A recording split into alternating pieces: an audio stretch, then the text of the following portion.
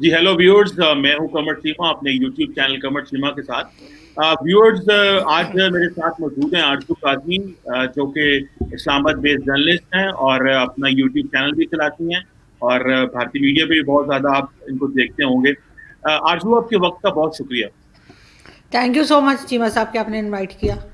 बहुत शुक्रिया। अच्छा, आरजू काजमी साहबा, आज हम बात करना चाहते हैं कि ये जो जेनोसाइड हुआ है हजारा कम्युनिटी का, ये तो 7 कारकुनों को तो रिसेंटली 4-5 दिन पहले जो मारा गया, लेकिन इससे पहले भी कहा जाता है कि तकरीबन 10,000 जो हजारा कम्युनिटी के लोग हैं उनको मारा जा चुका है। और ये हजारा कम्युनिटी सिर्फ पाकिस्तान में नहीं है, ये अफगानिस्तान में भी है, ये और जगहों पे भी है। और ये क्योंकि इनका जो ताल्लुक है वो अहले तशी अफ्रीका से है, तो इनको या तो मारते हैं लश्कर जंगवी वाले, तो या फिर अभी दाइश जो है एक और दहशतगर्द जमात बनी, क्योंकि दाइश का भी यही पर्सपेक्टिव है कि वो सेक्टेरियन टारगेट करते हैं। तो इसकी सुनने में आ रहा है कि जो कबूल किया इस हमले को वो दाइश ने किया, लेकिन कहने को लोग ये कहते हैं कि जो लश्कर जंगवी का जो लोकल वर्जन है उसने ये हमला किया है और इन लोगों को मारा है। आरजू काजमी साहबा, मैं जो सवाल आपसे करना चाहता हूँ वो ये है कि पाकिस्तान की जो सियासी लीडरशिप है, क्योंकि इस वक्त वो धरना रख के बैठे हुए हैं, अपनी लाशें अपने फैमिली की रख के बैठे हुए हैं और वो कह रहे हैं कि जब तक वजीर आजम नहीं आएंगे तो हम तब तक इसको लोगों को नहीं दफनाएंगे। आप क्या समझती हैं, वजीर आजम क्यों नहीं जा रहे जबकि बयान दे ही जा रहे हैं और जा नहीं रहे? पता नहीं चीमा साहब ऐसा क्यों कर रहे हैं वजीर आजम के वो जा नहीं रहे, या तो उनके नज़दीक उनकी कोई अहमियत ही नहीं है। क्योंकि पहले आपने खुद ही बताया है कि बहुत दफ़ा इन लोगों के ऊपर इस तरह के अटैक्स हुए हैं और इनको मारा गया है। उस वक्त भी जो भी गवर्नमेंट थी उसने भी कोई एक्शन नहीं लिया था, और उस ज़माने में इमरान खान साहब पहुंच गए थे जो कि अपोजिशन में थे। उनकी रिकॉर्डिंग अभी भी लोग लगा रहे हैं कि उस वक्त गए थे, लेकिन जब खुद वजीर आजम बन गए तब वो वहाँ नहीं जा रहे। अगर सिर्फ शिया कम्युनिटी को मारने की बात होती तो वो तो पूरी पूरे पाकिस्तान में हर जगह पर है, लेकिन हज़ारा वालों को ख़ास तौर पे क्यों टारगेट किया जा रहा है, असल में बात ये सोचने की है। और इन लोगों को मतलब शर्म नहीं आती है इतना ज़्यादा। हर थोड़े दिन बाद हम देखते हैं कि वो लाशें लेके वो बेचारे सड़कों पे बैठे होते हैं और कुछ नहीं हो रहा होता। आज भी मैं एक क्लिप देख रही थी जिसमें वहाँ की कोई खातून थी और वो कह रही थी कि अब उनके ख़ानदान में कोई भी मर्द नहीं बचा है, हर एक को मार डाला गया। बलूचिस्तान और ये जगहें ऐसी हैं कि जहाँ पर जगह जगह पर पुलिस चौकी है। अगर कोई आम आदमी चला जाए मेरे जैसा आपके जैसा, तो वो 10 जगह से चेक होकर उस जगह पहुँच पाएंगे जहाँ पर के हमें जाना हो। तो किस तरीके से ये दहशतगर्द सो कॉल्ड दहशतगर्द पहुंचे और उन्होंने इस तरह से उन कारकुनों को मार दिया जो बेचारे किसी कान में काम कर रहे थे, और उनको इस तरह से चुन चुन के मार दिया गया। और उसके बाद वजीर आजम के पास जहाज़ भी खड़े हैं, हेलीकॉप्टर्स भी खड़े हैं।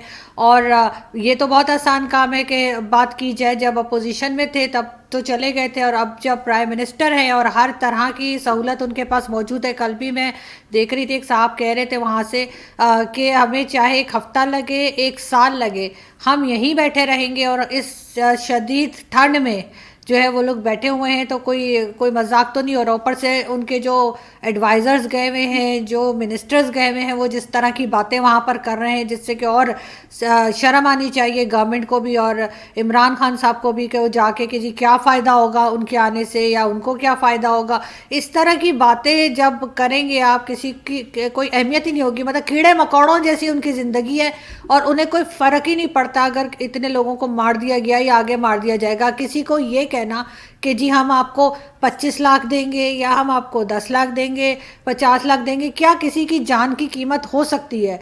इन मिनिस्टर्स की अगर फैमिली से किसी को गायब कर दें, मैं वो बोलना नहीं चाह रही जो यहाँ पे मुझे बोलना चाहिए, लेकिन मैं फिर भी कह रही हूँ, मैं सिर्फ गायब का वर्ड यूज़ कर रही हूँ, और इन्हें 50 लाख दे दें, क्या उससे उस इंसान को रिप्लेस किया जा सकता है? कभी भी नहीं किया जा सकता। ये किस तरीके की बातें कर रहे हैं। और प्राइम मिनिस्टर, तो मुझे समझ में नहीं आ रहा, क्या इनको इनके हेडक्वार्टर से इजाज़त नहीं मिल रही है? जो इनके वो कहते हैं ना कि अब्बू बैठे होते हैं इनके, क्या अब्बू से इजाज़त नहीं मिल रही इनको कि जा नहीं पा रहे? मुझे इनके ना जाने की रीज़न नहीं समझ आ रही।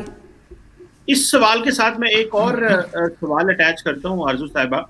आप ये बताइए कि जो अभी मैं देख रहा था, ये मैं अभी आपको देख रहा है, मैं बीबीसी की रिपोर्ट भी शेयर कर रहा हूँ जिसमें वो जो जुल्फी बुखारी साहब हैं, जो कि प्राइम मिनिस्टर के असिस्टेंट भी हैं और वो वहां पे गए हैं, वो कह रहे हैं कि उनका कहना ये है, और यही सवाल मैं आपसे करता हूँ कि देखें यहाँ पे अगर 7 लोग अगर मारे जाते हैं, कल को कहीं भी कराची में लोग मारे जाएंगे, लाहौर में ऐसे वाकयात, क्योंकि पाकिस्तान में पिछले कई सालों से ऐसे वाकयात तो हो रहे हैं, तो हर जगह अगर वजीर आजम जाएगा तो फिर मामला कैसे चलेंगे, लोग तो ब्लैकमेल करेंगे। तो ये उनका पॉइंट ठीक है क्या, या आप समझती हैं कि हजारा का कॉन्टेक्स्ट और है यहाँ पे, क्योंकि माजी में भी इनके साथ ज्यादतियां होती रही हैं, तो रियासत इनको उस तरह जो है वो एम्ब्रेस नहीं कर सकी। जी तो सर ये प्राइम मिनिस्टर बने किस लिए हैं? अगर कोई भी इनको बुलाता है और कोई भी जो वजीर आजम होता है, जो प्राइम मिनिस्टर होता है, उसकी तो ये जिम्मेदारी होती है कि वो पूरी कौम को देखेगा, यही वादे करके वो आए होते हैं। अगर उनको कोई भी बुलाता है, चाहे हज़ारा वाले हों या कोई भी हो, ये प्राइम मिनिस्टर का काम है कि वो वहाँ पहुँचे और वहाँ पे देखे। और हज़ारा वाले जो है उनका केस ऐसा है कि आप खुद जानते हैं कि पिछले सालों में बहुत दफ़ा उनके साथ इस तरह का जुल्म हो चुका है। और अगर कोई आम सी बात होती तो चले उनके एडवाइजर्स और जो फालतू किस्म के मिनिस्टर उन्होंने भर्ती किए हुए वो पहुंच जाते, लेकिन ये एक सेंसिटिव बात है और यहाँ पे बहुत दफ़ा ये बात हो चुकी है।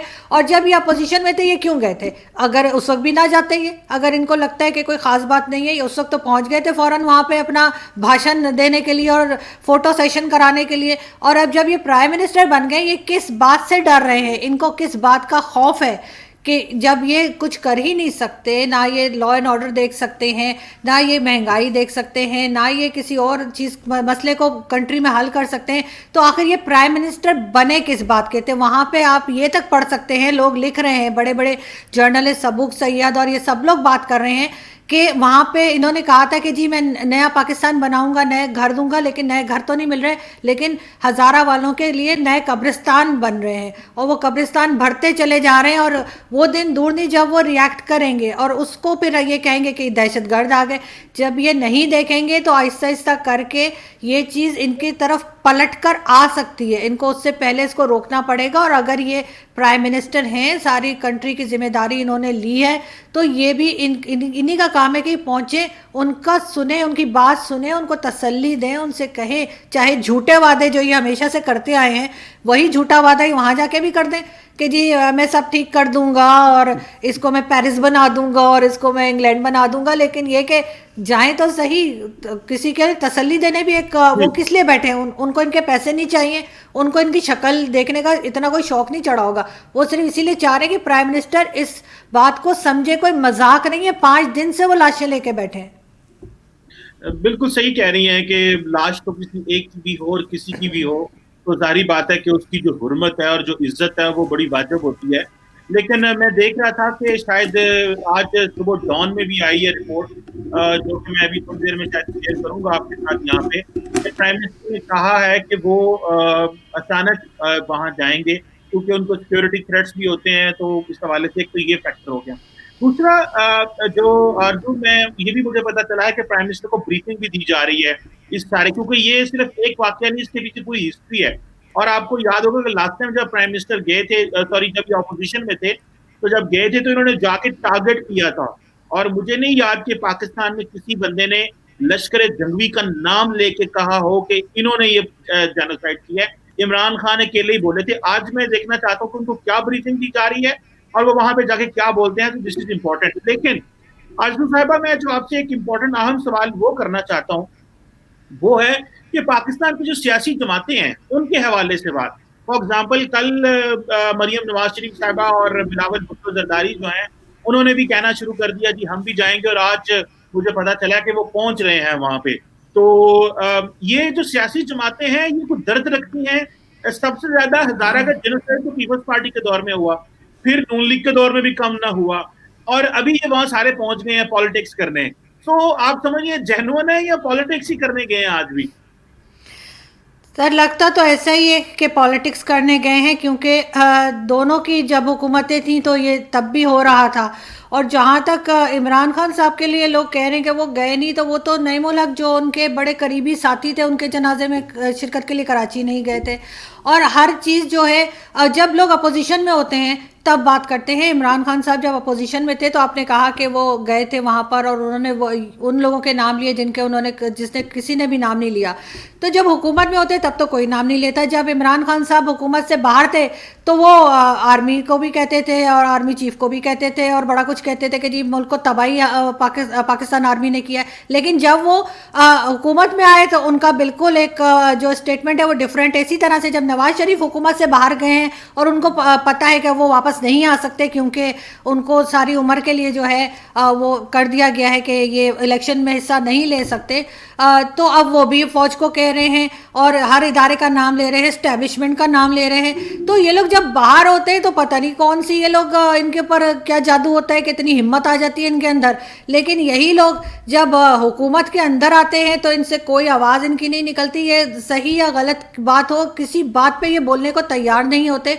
हम किसी इदारे को ये नहीं कह रहे कि वो गलत है, लेकिन अगर वहाँ पे कुछ थोड़ी बहुत गलती हो रही है तो उसको बताना तो इनका काम है, उसको सही करना इनका काम है। लेकिन ये सिर्फ उस वक्त बोलते हैं जब ये हुकूमत से बाहर होते हैं। और ये बात मेरे आपके कहने से नहीं है, ये रिकॉर्ड पे मौजूद है, इसकी वीडियोस चल रही हैं। इमरान खान साहब ने क्या नहीं कहा और उसकी इसी तरह से अब नवाज शरीफ साहब क्या नहीं कहते। लेकिन ये सारी बातें ये लोग उस वक्त करते हैं जब इनके पास हुकूमत नहीं होती। जब हुकूमत आ जाती है तो ये अपनी कुर्सी बचाने के चक्कर में हर चीज़ पे चुप होते हैं। अब इन्हें ब्रीफिंग दी जा रही है, क्या ये छोटे बच्चे छोटे काके हैं, क्लास 5 के स्टूडेंट्स हैं, कि इनको ब्रीफिंग दी जा रही है? क्या इनको नहीं पता? मुझे और आपको पता है कि क्या क्या हुआ है वहाँ पे हज़ारा कम्युनिटी के साथ। हमें कोई ब्रीफिंग के बगैर हम बात कर रहे हैं, हम आपको आप भी बता रहे हैं कि जी उस टाइम ये हुआ। एक दफ़ा तो ये 200 लाशें लेके भी बैठे रहे हैं और बहुत दिन बैठे रहे हैं।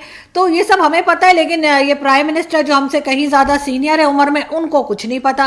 वो बेचारे ब्रीफिंग लेंगे और ला के पर्ची पढ़ेंगे, या वैसे ही हो तो वैसे याद कर लेते हैं। पर्ची पढ़ने का तो इल्ज़ाम वो नवाज शरीफ पे लगाते हैं, लेकिन ये कि वो भी उसी तरीके से रट्टे मार के आए होते हैं और बोल देते हैं। तो इनको ब्रीफिंग की क्या ज़रूरत है? ये जब प्राइम मिनिस्टर कोई भी बनता है, चाहे किसी भी पार्टी का हो, उसको अपने मुल्क की हिस्ट्री नहीं पता होती कि हमारे यहाँ कब क्या हुआ, किस ज़माने में क्या जुल्म हुआ, किस ज़माने में क्या हुआ। इनको लाहौर का तो बहुत याद है कि जी वो इस तरह से फायरिंग हुई थी और ये हुआ था, उसकी तो ये बहुत शोर मचाते हैं। लेकिन इनको हज़ारा का नहीं पता। यानी अगर आप आज किसी छोटे बच्चे से भी पूछें तो वो भी अगर 10-12 साल का है तो वो आपको बता देगा कि हज़ारा के लोगों के ऊपर क्या क्या जुल्म हुआ है पिछले सालों में। लेकिन इमरान खान साहब जो है वो ब्रीफिंग लेकर आएंगे, मतलब हद होती है चीमा साहब।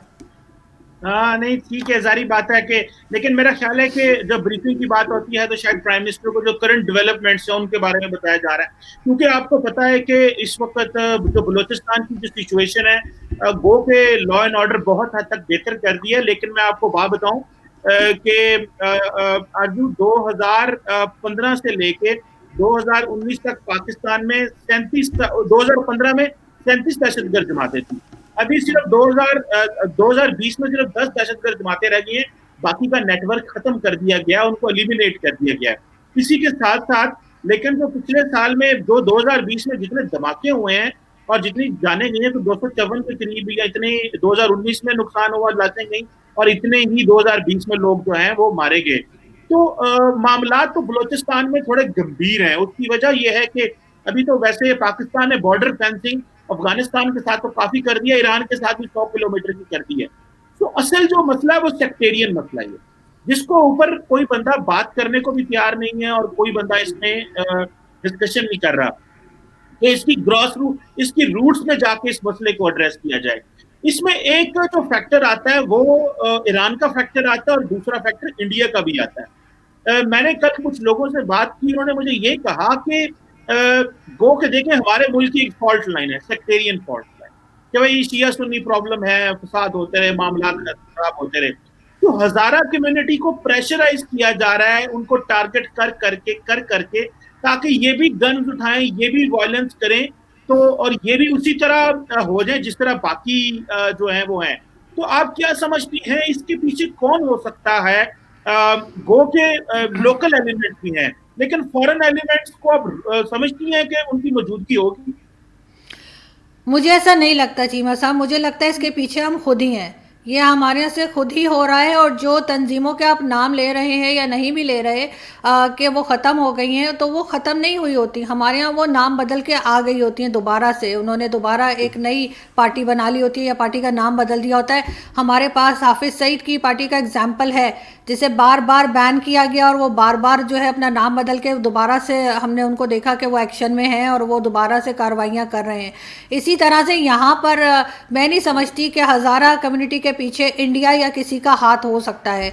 इसके पीछे हमारा अपना ही हाथ है, क्योंकि हम जिस तरीके से बलूचिस्तान को निगलेक्ट करते हैं, जिस तरीके से बलूचिस्तान को हैंडल करते हैं, उसको हमने एक जैसे कहना चाहिए ओपन जेल टाइप का बना के रखा हुआ है, और उन लोगों को हम उन्हीं के हकूक़ नहीं देते, और उसको नाम हम लगा देते हैं शिया सुन्नी का। शिया सुन्नी का तो हमारे यहाँ हमेशा से चलता है, लेकिन ये हालत हमने पहले कभी नहीं देखी। और मुझे नहीं लगता कि इसमें जो है वो ईरान का, ये भी कहा जाता है कि जी ईरान वाले सपोर्ट करते हैं हज़ारा कम्युनिटी को, उससे प्रॉब्लम है पाकिस्तान में। तो पाकिस्तान में तो हमें हर एक से ही प्रॉब्लम है।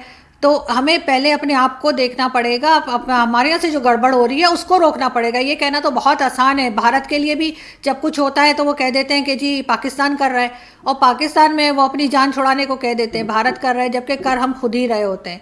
तो हम जब तक खुद अपने आप को नहीं रोकेंगे, अपने आप को सज़ा नहीं देंगे चीज़ों से, तो कुछ फ़र्क नहीं पड़ेगा। क्यों हज़ारा वाले क्यों नहीं कह रहे कि ये इंडिया ने किया है? वो क्यों बार बार जो है वो हमारी तरफ ही उंगलियां उठा रहे हैं? वो क्यों बार बार हमारी फ़ौज को कह रहे हैं? वो क्यों बार बार प्राइम मिनिस्टर को बुला रहे हैं? उनको तो कह देना चाहिए था। और अगर ऐसी कोई हकीकत है कि इंडिया का हाथ है और इनको लग रहा है कि इनके पास कोई प्रूफ है किसी का भी, चाहे इंडिया हो या किसी भी कंट्री का, तो ये सामने रखें, लोगों को दिखाएं। ये सिर्फ बात करने की हद तक कि अपनी जान छुड़ाने वाली बात है कि ये ऐसे बात करते हैं ताकि इनका पीछा छूट जाए और लोग सब के हाँ जी हाँ ये तो जी भारत ने कर दिया। भारत इतना फारिग बैठा हुआ है, उसको कोई और काम नहीं है कि वो हमारे यहाँ आके और हज़ारा में ये कुछ करे। बलूचिस्तान में किसी हद तक हाँ उनकी मदाखलत हो सकती है, क्योंकि वहाँ से कहा जाता है बार बार कि बलूचिस्तान को अलग कर देंगे, ये भी बोलते हैं। इसके अलावा वो बलूचिस्तान से एक उनका जासूस अकलौता शुक्र से हमने पकड़ लिया, वरना तो हमारे पास कोई चीज़ ही नहीं थी। अब हर जगह उस बेचारे को ले आते हैं, जहाँ कोई बात होती है तो कुछ भी बात हो रही हो तो हम कहेंगे जी वो कुलभूषण। मैं तो कहती हूँ एक और भेज दें ताकि हमारे पास दो तीन तो हो ना बताने के लिए, कब तक एक ही को लेके घूमते रहेंगे हम। तो वो है हमारे पास, बिल्कुल रीज़न है, लेकिन हज़ारा जो है वो टोटली हमारी अपनी गलती है। और इतनी ज़्यादा चेक पोस्ट चीमा साहब हर कदम पे जिस शहर के अंदर, जिस सूबे के अंदर चेक पोस्ट लगी हो उसमें से कैसे गुजर कर आ गए वो दहशतगर्द, और इनको पता नहीं लगा? ऐसा कैसे हो सकता है? यहाँ पे तो जगह जगह पे चेक पोस्ट है बलूचिस्तान में, ये तो किसी को, आम आदमी को निकलने नहीं देते। तो इसका मतलब है कि कहीं पे कुछ ऐसा था जहाँ से उसको जाने दिया गया, उन लोगों को खुद निकाला गया है कि हाँ जी जाओ, चेक नहीं किया गया प्रॉपर तरीके से। तो जो चेक पोस्ट बनी हुई है वहाँ पे जो लोग तैनात थे, वहाँ पे जो लोग मौजूद थे, चाहे वो पुलिस के थे या आर्मी के थे, उनको चेक करना चाहिए कि जी तुम्हारे होते हुए ये लोग वहाँ तक पहुँचे कैसे। बिल्कुल सही है। आपका जो नाम कहने का मकसद ये था, जो आप कह रही थी वो ये था कि जो दहशतगर्द जमातें हैं कुछ पाकिस्तान में नाम बदल लेते हैं। ये बात ठीक भी है कि पाकिस्तान में बहुत सारी दहशतगर्द जमातों ने नाम बदल लिए और हमने उनको कुछ भी नहीं कहा। लश्कर जंगी अब अहले सुन्नत वल जमात बनी हुई है और पता नहीं क्या क्या इन्होंने नाम रख लिए हैं। तो मेरा ख्याल है ये रियासत की कमजोरी है, इसको जरा स्ट्रॉन्ग इस पे एक्शन लेना चाहिए। अगर हमने स्ट्रॉन्ग एक्शन ना लिया तो फिर क्योंकि ये पंजाब में या कराची में थोड़ा कम करते हैं इस तरह की एक्टिविटीज, उन्हें पता है इससे शोर ज्यादा मचेगा।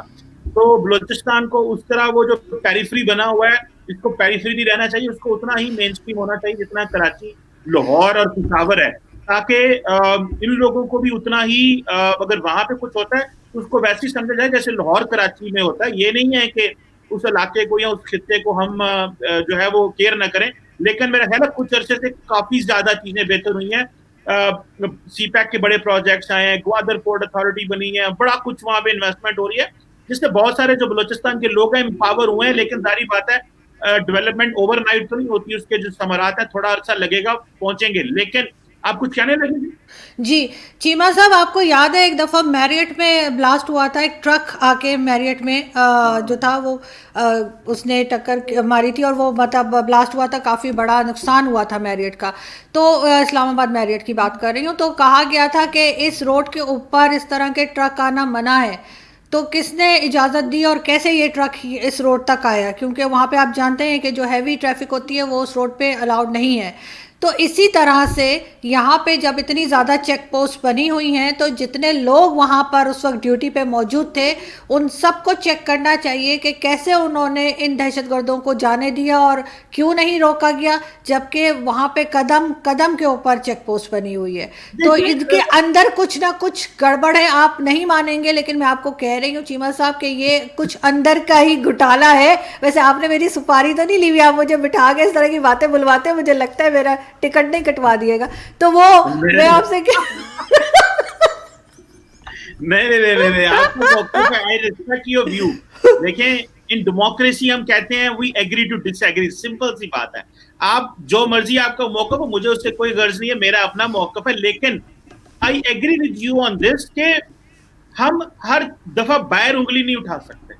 ये नहीं है कि हम हर दफा कहें जी ये तुसा कराया तुसा कराया। भाई हाँ। लुक विद इन भी अप्रोच होती है, लुक इनवर्ड भी अप्रोच होती है, वो भी थोड़ी देखने की जरूरत है। ये नहीं है कि सारा टाइम कहो कि वो कराने ने वो कराने ने। दुश्मन मुल्क है, उन्होंने क्या करना है, उन्होंने यही करना है। वो आपके लिए गुलदस्ते तो नहीं बेचेंगे। और कुलभूषण यादव अकेला तो नहीं था, पूरा नेटवर्क था जिसको तोड़ा गया। उसके यहाँ पे जो हैंडलर थे वो भी पकड़े गए कराची में, इधर उधर जो बलोचिस्तान में। So it was not a one man, but I agree with you on this principally. अब अगर लश्कर जंग में बनी थी तो वो इंडिया ने थोड़ी बनाई थी ना, वो लोकल थी। अगर कराची में कुछ हुआ तो लोकल थे। सो हमारी इंटरनल जो फॉल्ट्स हैं वो भी इंपॉर्टेंट है, उनको हाईलाइट करने की जरूरत है। और इसके साथ साथ जो जो हमें पता चल चुका है उनको क्यों खत्म नहीं किया गया, उनका नेटवर्क क्यों नहीं खत्म किया गया। अनफॉर्चुनेटली पाकिस्तान की जो रियासत है वो मजहबी एलिमेंट्स के आगे हमेशा झुकी जाती है और डरी रहती है। अभी नए मजहबी एलिमेंट उभर रहे हैं, पहले पुराने थे, पहले वो हमें डराते थे, अब नए उभर रहे हैं। अब हम तो ये मजहबी एलिमेंट से होस्टेज बना रहते हैं, हम कभी ना कहीं वक्त पे। सो ये रियासत को कहीं ना कहीं पे फैसला करना है कि मजहबी लोग जो हैं वो अगर इलेक्शन लड़ना चाहते हैं तो लड़े, लेकिन इस तरह की कार्रवाइयां जो है वो नहीं होनी चाहिए, ना ही उनको अलाउड होना चाहिए। जीरो टॉलरेंस होनी चाहिए, वरना जग हिंसाई बनी रहती है हमारी और हम दूसरों को गालियां देते रहते हैं। सो ये चीज तो उस हवाले से क्लियर है कि सारा टाइम हम इंडिया को टारगेट नहीं कर सकते। वो कि इंडिया हमारा दुश्मन है, वो कि वो अफगानिस्तान के रास्ते में बड़ा वहां पे इंफ्रास्ट्रक्चर नेटवर्क फैला रहे हैं, टीटीपी जमातुल हिरार बहुत कुछ कर रहे हैं। लेकिन हर दफा हम उंगली उठाना मुश्किल भी हो जाता है, क्योंकि वो कहेंगे जी सबूत फिर देने पड़ते हैं। तो वो तो लोकल फॉल्ट लाइन्स हर मुल्क में है, इंडिया में भी फॉल्ट लाइन्स हैं, पाकिस्तान में भी हैं। सो एट द एंड आरजू आपसे आखिरी सवाल करूंगा ये, what is the way forward on this. हमें ये तो चैलेंजेस भी हो गए, कुछ हमने सोल्यूशन भी बता दिए हैं। आप क्या समझती है हमें रियासत को क्या करना चाहिए? एक तो चलो इमरान खान चले जाएंगे, लेकिन बेसिकली वो इमरान खान को बुला रहे हैं ताकि ये मसला दोबारा ना हो। वो they want to make him hold him responsible कि भाई तुम्हारी वजारत उस्मा में ये मसला हुआ है। जो जो मुतलका लोग हैं, जो पावरफुल लोग हैं, जो हमें बचा सकते हैं, उनको बताओ कि भाई हमें नेक्स्ट टाइम टारगेट ना किया जाए। So what do you think इसका वे फॉरवर्ड क्या है? ये बेचारे मासूम लोग जिन्होंने कभी गन भी नहीं उठाई, टारगेट भी नहीं किसी को किया, किसी को गोली भी नहीं मारी, गोलियां खा रहे हैं, मार नहीं रहे। तो मैं समझता हूँ कि इनको पूरी दुनिया ने इनको अप्रिशिएट भी किया और इनके दर्द को महसूस भी किया और पाकिस्तान ने भी महसूस किया। So what is the way forward? क्या करना चाहिए इनको भी और हमें भी एज ए रियासत? बिल्कुल चीमा साहब, बहुत गलत होता है इन लोगों के साथ और बड़े अरसे से हो रहा है। लेकिन प्रॉब्लम ये है कि हम तैयार नहीं है, चाहे इमरान खान साहब हो या किसी की भी गवर्नमेंट हो पाकिस्तान में, हम इतनी हिम्मत रखते नहीं हैं कि हम अपने ही अंदर जो लोग हैं उनको पकड़ के बंद कर सकें, उनको सज़ा दे सकें। तो ये सब कुछ जो हो रहा है, स्पेशली हज़ारा के साथ जो हो रहा है, ये सिर्फ और सिर्फ अंदर के ही लोग कर रहे हैं, कोई बाहर के लोग नहीं कर रहे, चाहे वो भारत हो या कोई भी। ये हमारे अंदर ही है, जिनको जो चाहते हैं कि इस तरह का कुछ हंगामा मचा रहे और पाकिस्तान जो है वो किसी तरीके से भी तरक्की ना कर सके, किसी और फील्ड में काम ना कर सके, सारे वक्त यही चीज़ चलती रहे, कभी इसको मारो, कभी उसको मारो, कभी मज़हब के नाम पे। अब इनको मज़हब के लोगों को मार मार के थक गए, तो अब इन्होंने ये शुरू किया है कि आपस में ही एक दूसरे को, कि वो शिया है, वो सुन्नी है, वो ये है, ये इस तरह की चीज़ें करते चले जा रहे हैं। लेकिन ये लोग अंदर ही हैं, और अगर गवर्नमेंट चाहती है, अगर इस्टेब्लिशमेंट चाहती है कि इस चीज़ को रोका जाए, तो उनको सबसे पहले वही लोग जो उनके साथ में ही बैठे होते हैं अक्सर, उनको पकड़ के बंद करना पड़ेगा, उन लोगों को रोक लगानी पड़ेगी। वरना आप मुझे बताइए ना, दुनिया में अगर कहीं भी किसी टेररिस्ट का नाम लिया जाता है, maybe I am wrong, आप मुझे करेक्ट कर सकते हैं, किसी का नाम लिया जाता है कि जी फलां टेररिस्ट है, ये है, वो है, तो वो आखिरी में पाकिस्तान से ही क्यों निकलता है? चाहे वो हाफिज सईद हो, चाहे वो मसूद अजहर हो, चाहे वो क्या नाम था उसका जिसको मारा था अमेरिकन ने, उसका मैं उसामा। उसामा, बिल्कुल उसामा बिन लादेन। तो इस तरह के लोग आखिर यहाँ से ही क्यों निकलते हैं? अगर ये चीज़ हमने बहुत पहले रोक ली होती, बहुत पहले इस पे काम किया होता, तो शायद हमें ये सब कुछ देखने को ना मिलता। लेकिन अनफॉर्चुनेटली हमने पाकिस्तान को एक ऐसी ऐसी जगह बना दी है जहाँ पे एक्सट्रीमिज़म है, और हम किसी तरीके से उसको कंट्रोल नहीं कर पा रहे। कोई किसी की बात सुनने को तैयार नहीं है, ना टॉलरेंस है, ना एक दूसरे की बर्दाश्त है, ना ही हम किसी भी और मज़हब या किसी और फ़िरके को बर्दाश्त नहीं करते। हमें तो वो पंजाबी है, वो सिंधी है, वो बलोची है, वो पठान है, हम तो ये इसी चक्करों में पड़े रहते हैं। और यही लोग जो हैं वो जा जा के इस तरह की चीज़ें बलूचिस्तान में कर रहे हैं।